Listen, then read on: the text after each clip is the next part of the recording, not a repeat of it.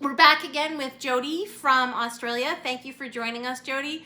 And for those who are just joining us, there's another video of the first part of our interview with Jody, and there's so much to share that I just wanted to do two videos. I thought it was worth it because there's a lot of information here that I think can help a lot of other parents. I mean, just giving context to the symptoms and the potential sources of lead exposure, and also the context for Australia and potential sources of lead exposure specifically in Australia versus America. I think these are all really good conversations, so I wanted to do two videos. So here we are back again with Jody from Australia. Thank you for being here. Thanks, Tamara. Thank you for having me. So Jody, it's funny, I smile. I'm like happy to be with you and happy to have this conversation, but none of this is a conversation for smiling, you know? No. It's actually really heartbreaking. I do often at night, once the kids have finally gone to bed, he doesn't sleep very well. I do sit there and think about what life would have been like for Jake if he didn't have exposure to lead. And I think, did it cause his regression? Was it part of the cause? I know it definitely caused the rage and the OCD because it was just within a matter of months of him being lead poisoned.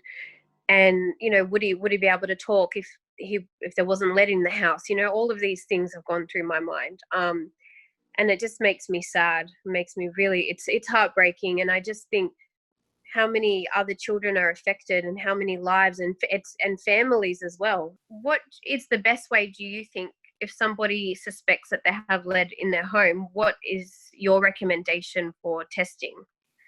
So I know you got is it the XRF machine? Yeah. So I've always said, test your paint, test your soil, and look at your consumer goods. More recently, since testing paint and testing soil is not accessible financially to a lot of people, I tell people to take a look at their consumer goods and learn through my blog or other sources what kind of things present a hazard. Like if you have vintage things, get rid of them. If you have antiques in the home, get rid of them. You don't need them. Put them in a storage unit until you know better. But the first thing is get the kids tested, and if they test positive, unfortunately, you have a lead concern. Even if the number's 3 or 4 or 5, that's a concern. And so I want families to test their kids before they start crawling and after they start crawling, so that they have a baseline. Okay, my kid wasn't mobile and didn't have lead, or my kid wasn't mobile and did have lead. Because if a kid is not mobile yet and has a lead exposure, then it's an airborne hazard and it's fairly significant. And then if the kid tests positive after they start crawling, when they're around maybe 15 months or 18 months old, then you're like, okay, this is a new recent exposure. It's because they started crawling. I have the baseline from before they started crawling, so I know the time window in which they were poisoned, and I know what I need to look at. I need to look at the dust on the floor. I need to look at carpets. I need to look at, dirt being tracked in that might be leaded from outside, and look at my soil. And do you recommend the blood lead level, like the venous draw blood test for that, is the most accurate way, or? Yes, I always recommend getting a venous draw blood lead level test. And the trick is, and I don't know about Australia, but the trick is to call the lab and the doctor before getting the test to find out what the low threshold of detection and the margin of error are for that test. You want something with the lowest threshold of detection and the smallest margin of error. So if you have a blood lead level low threshold of detection of 1 or 0.1, and that is with a margin of error of, for example, 10%, a blood lead level of 1 with a margin of error of 10% is either a 0.9 to a 1.1. Unfortunately, some of these tests have a margin of error of 2 or 3 or 4 blood lead level points. So a blood lead level of 4 might be a 0 or might be an 8.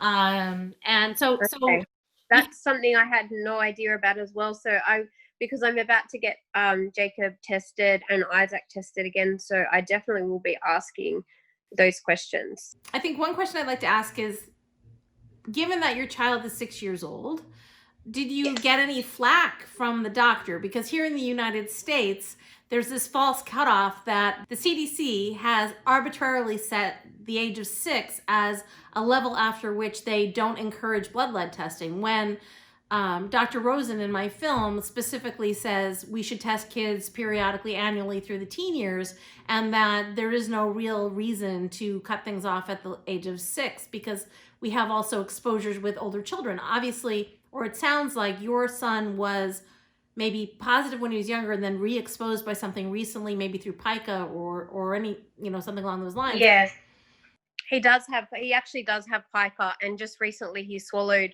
a whole bunch of toys at school, and hopefully I'm going to get his blood lead levels tested. We tested it again in May and it was 5.4. I'm just hoping they haven't gone up now with all the things he's put in his body. But to answer your question, I'm very lucky with the pediatrician that I have. So when I told her I want to test the blood lead level, she just did that straight away. She's kind of like a biomedical pediatrician. However, when I've been to doctors and said I need to get myself my blood level checked, they were like, well, we don't know what to do here, what to put on the form. It was like, unheard of.